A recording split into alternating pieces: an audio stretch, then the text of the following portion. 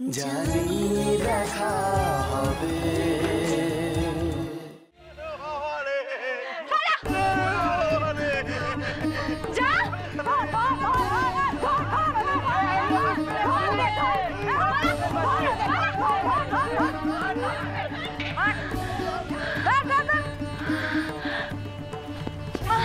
তোমার কোথাও চোট লাগেনি তো মা?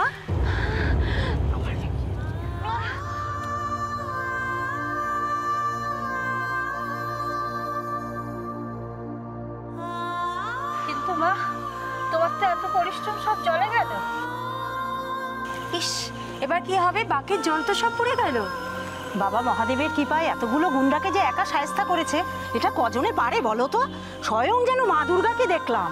সত্যিই তাই। এত দূর এসে বাবার মাথায় জল ঢালতে পারবে না? কি করে ঢালবে? এত কষ্ট করে জল বয়ে নিয়ে এলো, বাকের জল তো সব পড়ে গেল। বাঁক দিয়েই তো গুন্ডাগুলোকে মারছিল। বাবা নিজের ব্যবস্থা নিজেই করে নিয়েছে।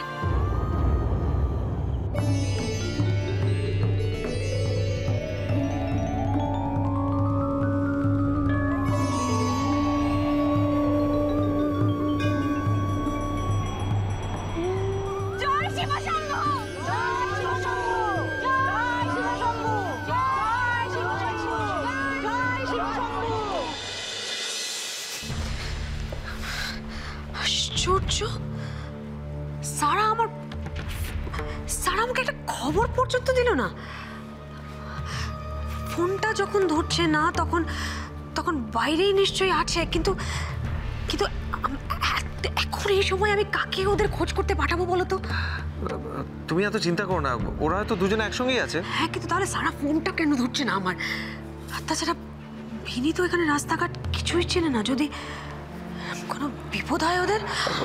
ঠিক আছে দিদি, তুমি চিন্তা করো না, আমি দেখছি কি করা যায়।